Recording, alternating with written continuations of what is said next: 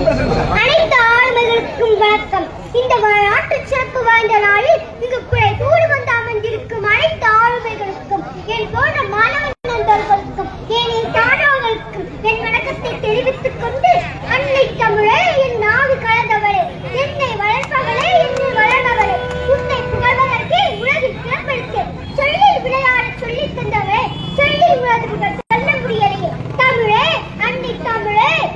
தொண்டு செய்த பழுத்த பழம் தூய தாடி மாறி விழும் பண்டை சிறப்பு உலகுகளும் துறையில் சிறுத்தைகளும்